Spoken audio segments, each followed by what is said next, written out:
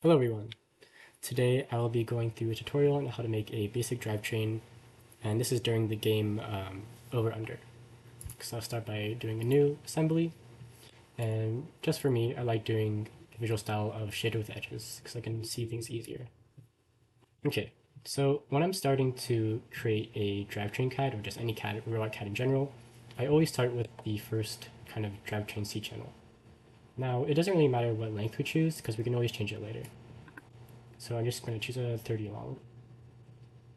And just for renders, I like to move to the side of the C channel, like this side of the C channel, and set this to current view by doing right click, set current view as front. And this helps with renders a bit. Okay, another thing I also like to do, or is kind of an essential, is to ground this first C channel. And this basically makes it so that you cannot move the C channel anywhere in space, and your robot will not move while you're building it. And also another thing to keep in mind, like I said before, we'll be able to change this drivetrain C channel, and basically where it either extends or shortens is, you can see this hole over here. This is kind of the side that it extends or shortens. And you can see, kind of demonstrate it if I want to make this smaller. Let's say a 25, or I guess I'll do 28 instead of 30. See there that it took two holes off that end. Okay, so when I'm starting a drivetrain, I usually start with, of course, the first gear. And we can go find that gear in motion, gears, and oh yeah, okay, I forgot. So what kind of drive are we going to make? For this, I'm choosing to do a 360 RPM drive on 3.25 inch wheels with 4 wheels. And I chose to do this drive because it's kind of the, I guess, golden standard of drives. This is because 360 RPM on 3.25 inch wheels has a really good speed as well as having a really good pushing power. It's kind of the balance between drives, so kind of like the medium. And I always choose low strength gears for my drive. And that's because low strength gears are, of course, thinner than high strength, and this means that there's less surface area contacting another gear while they're turning. And this means there'll be less heat generated or less friction generated and less energy wasted. Okay, I'll start by constraining this center line to the center line, just so we kind of have a baseline of where we need to place this first gear. And I always place these gears on the middle hole of the C channel, and that's because that's how a motor kind of fits nicely into the C channel. Okay.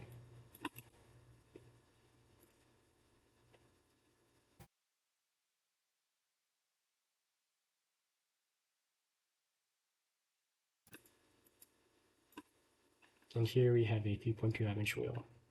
I'm getting this wheel out for so I can see spacing, because I know I'll be eventually adding a back cross brace. And I like adding back cross braces in my robots because that's typically where your robot will hit a lot of other robots because it's kind of, the back of your robot. And so I'll constrain these 2 holes here and then also here. And you see, of course, this wheel is clipping to the C channel. So of course you need to move this gear and this wheel forward. So to kind of like change how this is constrained, we can go to right click, find in browser, click this plus over here, and then we can go to the center line that we just made it and delete that. So now we can move this freely. And you kind of want to make it as close as possible to the C channel, just so you have a similar drive. It's not very good to waste space, so I always like making things kind of tight, of course not too tight. Then we'll constrain these to this, apply. You can see here, especially with tight clearances, you always want to check if things are hitting against other things. Like here, we can see the the wheel is hitting the C channel. And of course, the one thing you could do is move this gear and wheel up one hole or to the right one hole. But because it's kind of like such little contact, instead of sacrificing the kind of space by moving it up one hole, I'd rather just move the C channel like up by like a few spacer, like a level 1 spacer or something. So I'm going to go ahead and do that now. Of course, I'm going to delete this constraint, so now we can move it up and down. And you can see here I have like these tabs here. I'll make a tutorial on that later, but basically it just makes the whole process faster. And I'm going to choose these spacers, level 1 spacers. When you're using spacers, especially for structure, it's best to use these thicker spacers as opposed to, let's say, these spacers. These spacers are smaller in diameter, but these spacers are a bit thicker, but that means these spacers are less likely to compress. They're a lot better for structural applications. I'll go ahead and make this face to this face. Okay, now let's check if the clearance is enough. Yep, it's a bit tight, but in real life, of course, yeah, this is enough room. You'll kind of get the natural sense of how much room is safe as you're CADing, or as you like go through robotics. But for me, in my experience, I know that this is enough clearance, even though it may look a bit close. Okay, let's start creating the rest of our train, our drivetrain. We know that we want 4 wheels, so then this will have 3 60-tooth gears, and then 4 60-tooth gears, which are connected to wheels, and then 3 36-tooth gears, which are connected to motor.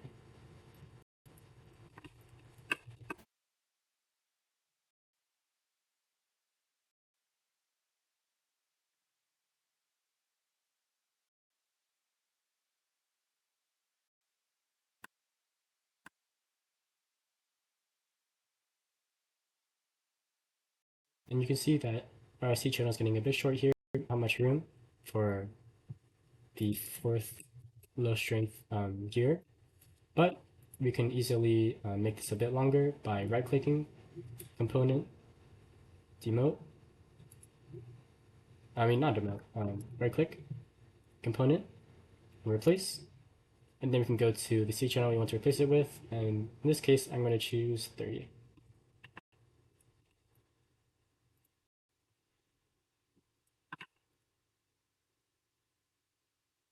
Now I'm choosing to make this gear kind of stick out a bit. And this wheel is connected to the gear stick out a bit because it's climbing over the horizontal barrier a bit easier. Okay, now that we kind of have the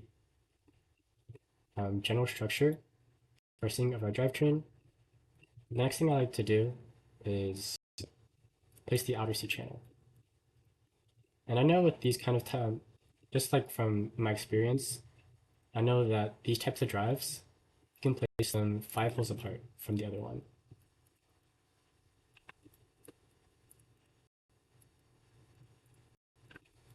Now you can see that this is a bit close in spacing, but I've designed these kind of drives in the past, and typically I like to make as low clearance drives as possible, and this is because it allows your robot to be a bit slimmer, and therefore more agile, because you can more easily maneuver around bots.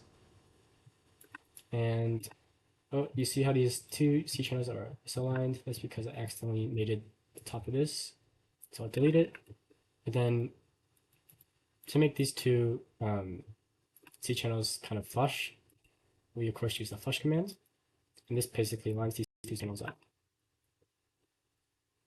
And now that we have these 2 drive C channels kind of placed, I like to ground this C channel. It's good to ground parts as you go. It helps with processing power. And you can see that I messed up on the spacing of this C channel, so I'll just delete it and then reconstrain it.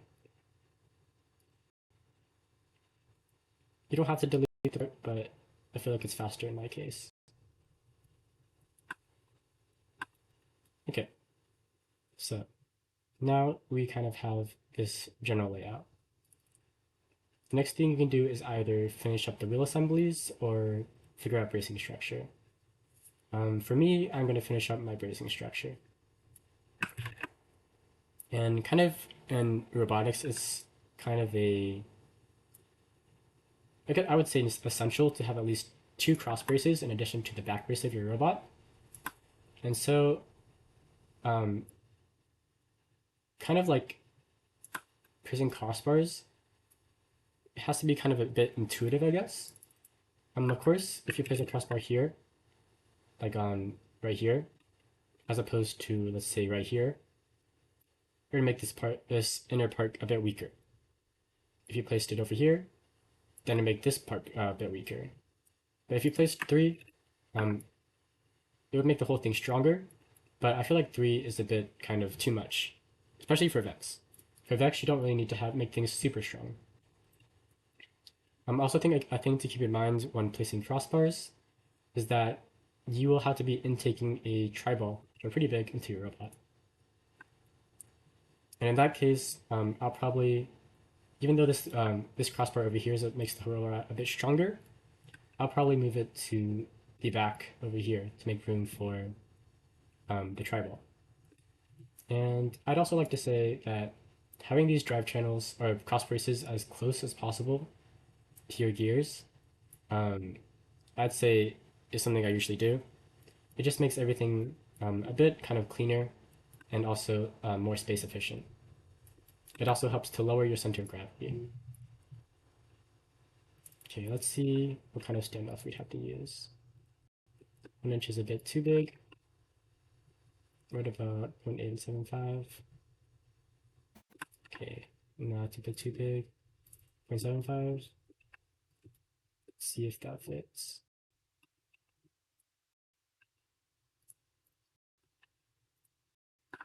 What?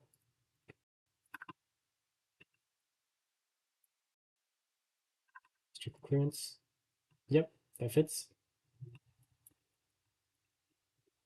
And I'll go ahead and place the other standoffs.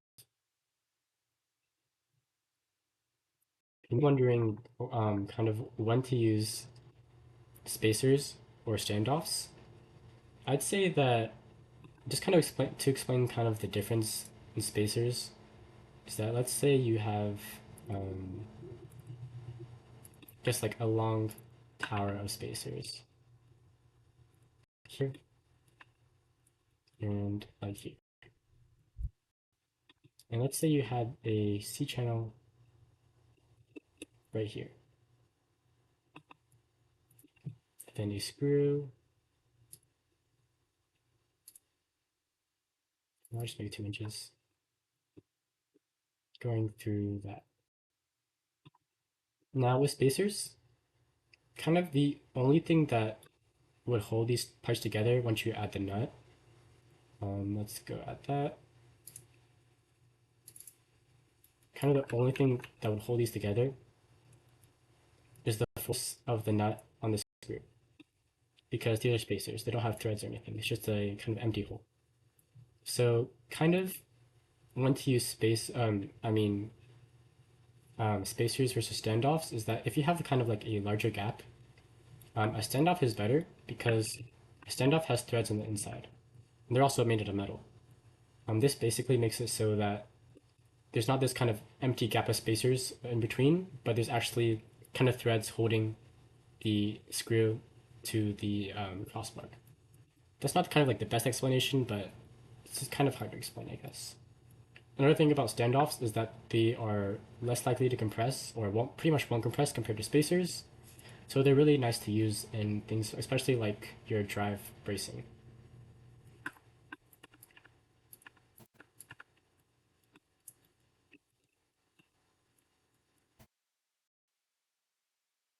Okay, let's finish this other C channel brace. And oh yeah, another thing you may be wondering why I chose to specifically in this location. In this location, you may be able to tell by now, but basically, this is kind of the most space efficient place to put it. Because let's say we put it above this gear. Now this would be wasting a lot of space, but because this space is already kind of dead, because we can't really place anything between two wheels, but this kind of is a very useful space to put a crossbar. Okay, finish this here.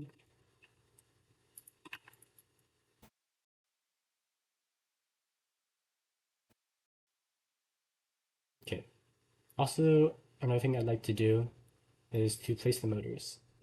Now, for this, for kind of like a general thing in VEX is six motor drive. Six motor drive is kind of a standard because with six motors compared to four motors, you have a lot more torque and therefore you can accelerate faster and also have more pushing power. And you can find motors in electronics, and then ooh, I'll do motors with screws. I kind of was working on something else, which is why the regular V5 motor, which you would probably be using, has no motor cap. Just do all, okay. Okay. That motor is kind of corrupted too. I use a simple motor. Typically, I'd use the prettier looking motor because I like, I like pretty things, but right now this will have to do. Oh, and you see how basically these two yellow spots represent the screw holes, and then this right here represents where the axle is going.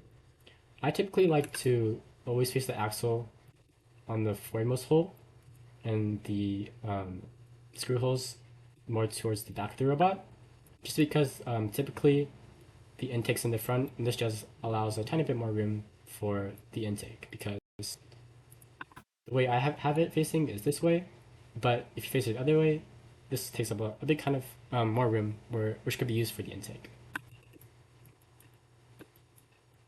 I like to place the motors just so I can see spacing. This is important for how you do the structure of your robot, as well as where you replace your pneumatic reservoirs. Of course, I'm going to constrain the axle hole to where the 36 tooth gear is because that's one that's being driven.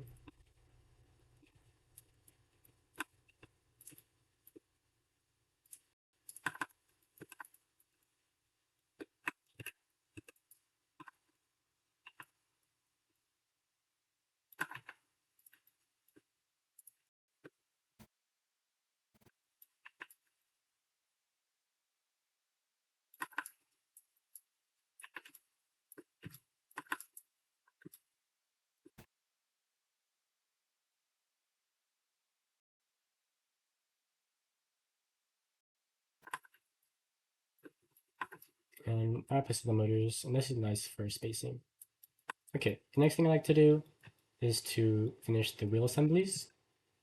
And I want to put these wheels on screw joints because screw joints have a lot less friction compared to axles, and they also help a bit with structure.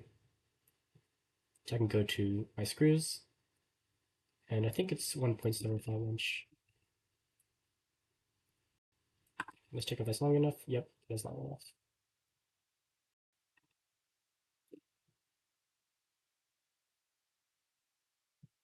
Now you can go to hardware and place a caps nut for the screw. Now we'll place the caps nut on this center line, and you may notice that this kind of conflicts with the little nub of the gear. But actually, in robotics, we kind of cut off this nub in real life so that we can have this nice and tight spacing. Okay, the next thing we should do is couple this gear to the wheel. And let's see if I remember the spacing correctly. I think it's a level 2 spacer.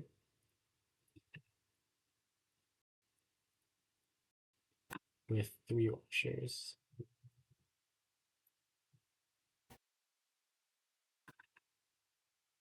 One, two, three.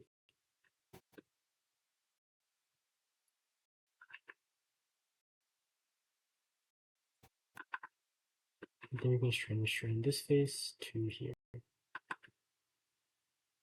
Yep, that spacing is correct. And we know it's correct because we don't want these omni wheels to be over the gear because we need these two gears, this gear right here, this to gear to mesh without hitting these rollers. But we also know that we want it to be far enough away from the C channel so that the rollers don't hit the C channel. Now what we can do is constrain this hole to right here. Oh, that is a wrong hole. I think it's this hole to here. And give me a second.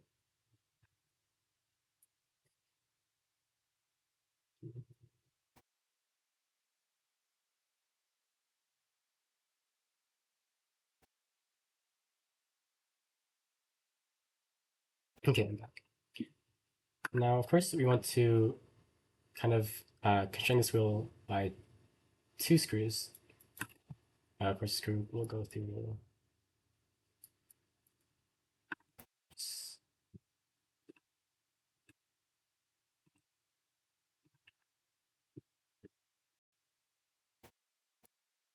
screw through there, and we can check if it's long enough. Nope, but it's not long enough. And so, of course, we can go to component, replace, and let's try a 1-inch screw instead. Nope, that's a bit too short. 125, it's a bit too long. Okay, kind of the dilemma we faced last year with this kind of drive is that I think we ended up using 1-inch, and that's a bit short, but we ended up just kind of making the lock nuts really, really tight.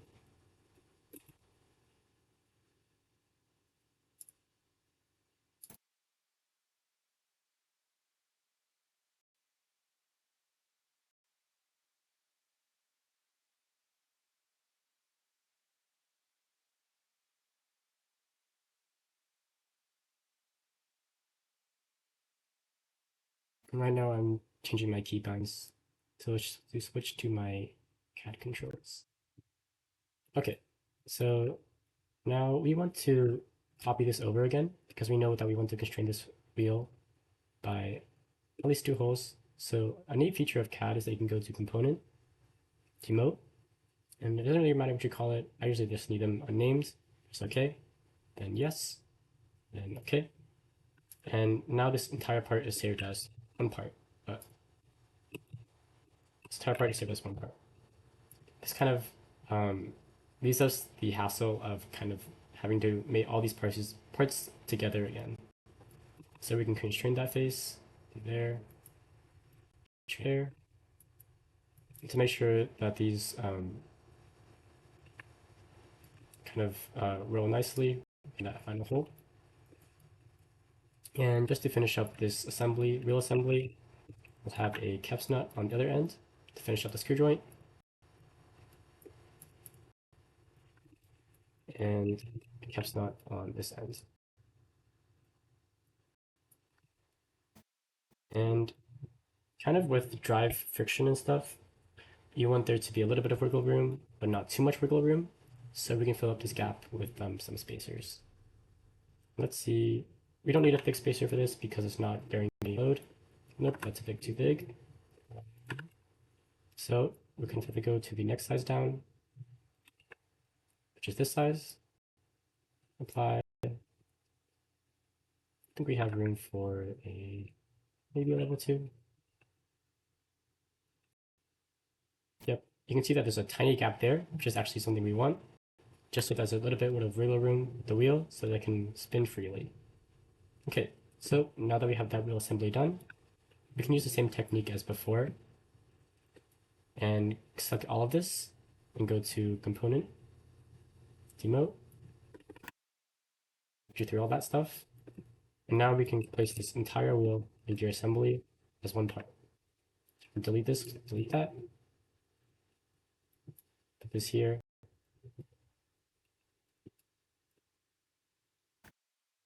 Train this to the right hole here. Delete this, delete this, delete this.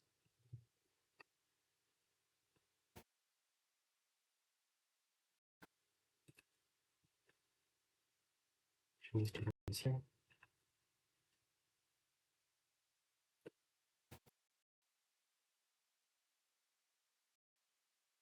Nope, that's wrong hole.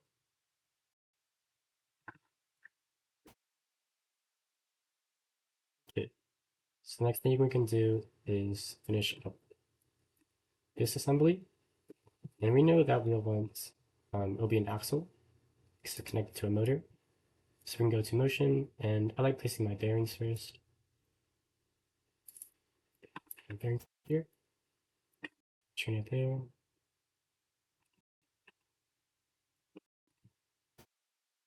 And normally these bearings would have screws in them, but because kind of like a cool way to mount bearings is, it may sound a bit weird, but with just zip ties. So basically a zip tie in this hole to this hole, and zip tie to this hole to this hole. It basically makes it a very, very lightweight to mount, very, very lightweight to mount it, but also still being strong enough to resist or hold up to the forces of the robot.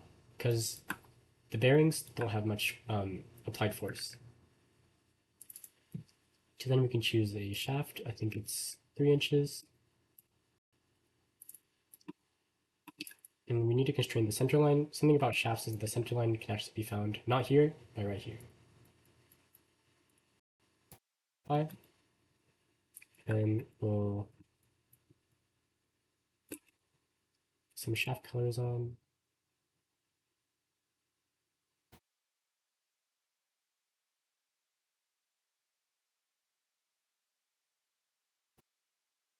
I don't think shaft colors work. I need to pull one from here. Or not this one. Here. Wait.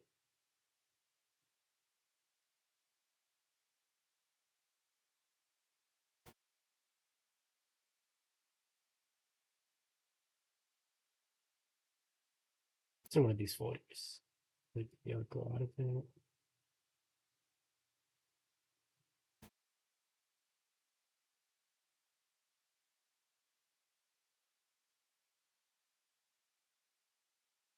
Shaft color. What's that screw? Oh, just copy this and paste it into here.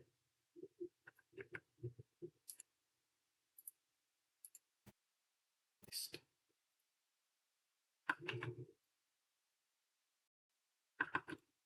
And then we will string these, string this. And normally, of course, we'd put the C channel against this metal. Right? I guess not normally, but we don't want metal on metal contact. So instead of doing that, we'll place a really thin washer, Teflon washer, which is the kind of smoothest material VEX against there and there. Then now we'll demote this as a material component, demote, just that. And now we'll move it there.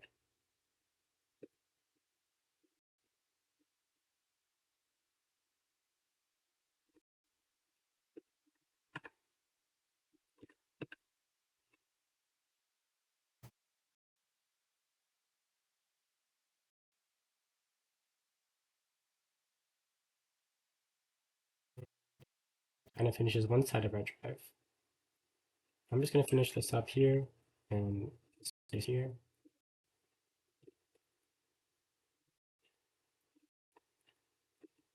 And one thing about kind of this NC channel is that I always like to box the end of C channels. And basically boxing is, I'll show you, when you place spacer or standoff in between C channels.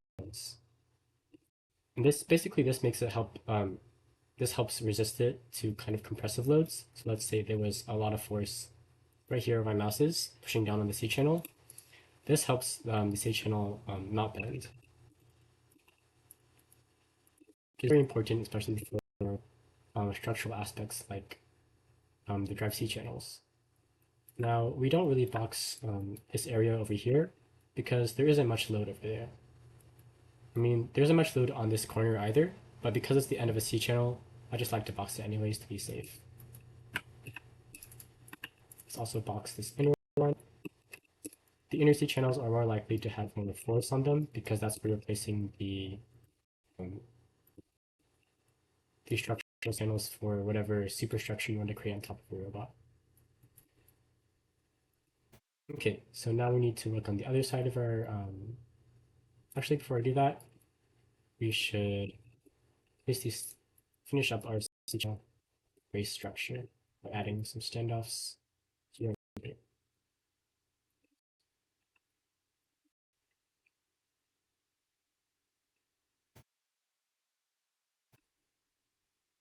Another thing I like to do is I like to, of course, like I was saying before, box where I can.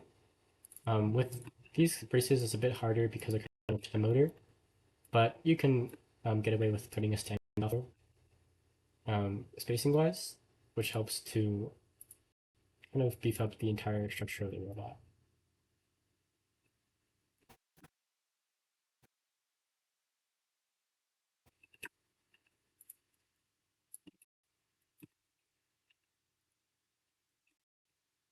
Oh yeah, another thing to say is that you guys probably won't have the standoff size I'm using, which is 0.875. And that's because I kind of specially added it to um, the standoff tree. If you guys want to like a video going over how to do that, uh, feel free to ask me.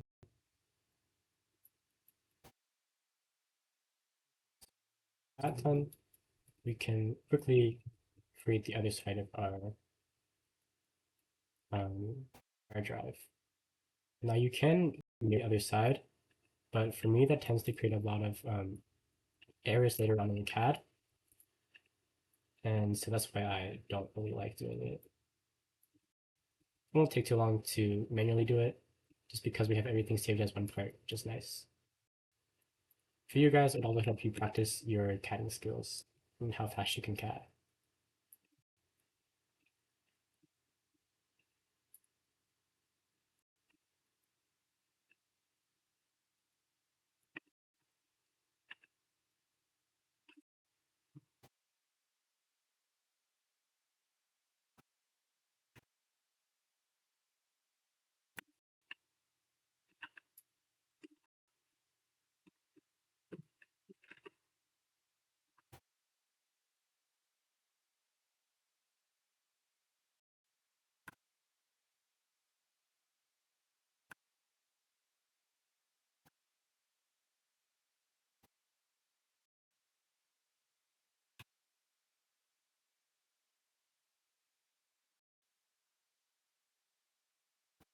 So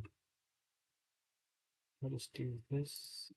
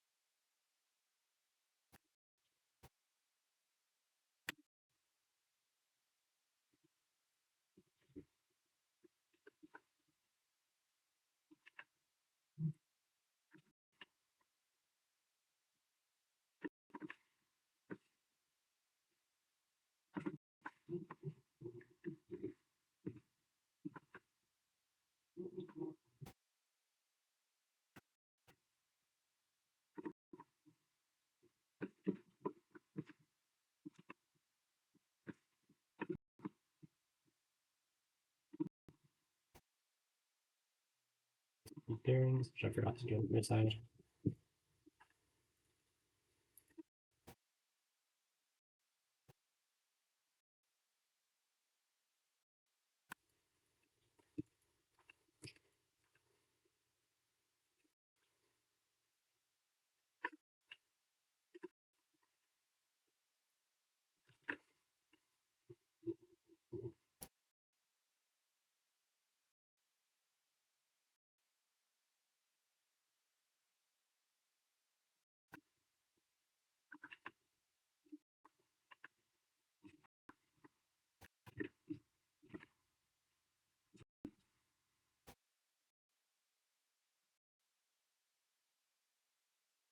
Just for kind of speed, you can also demote these two.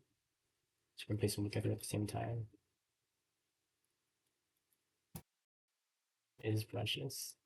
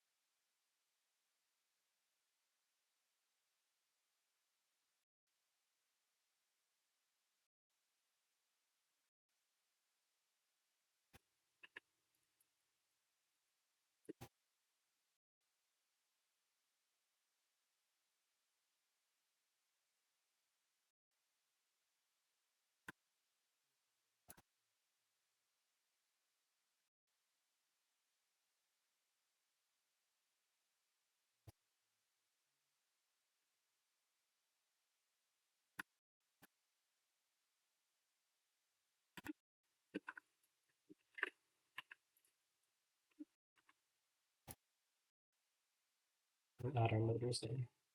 Oops.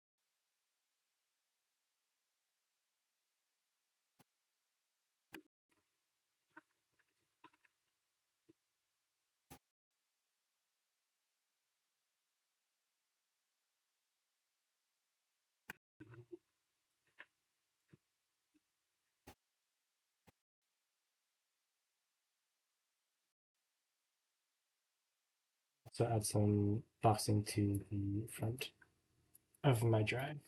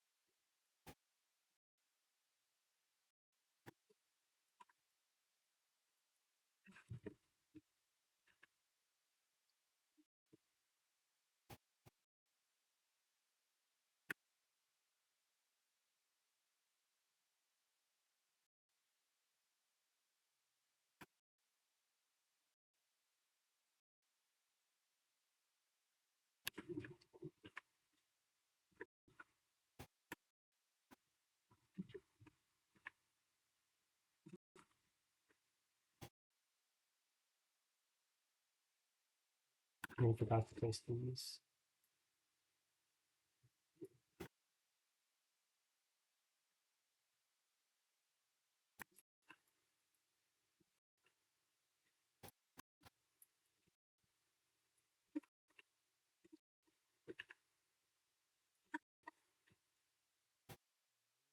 This is a very kind of simple drive, probably a pretty standard drive for this season.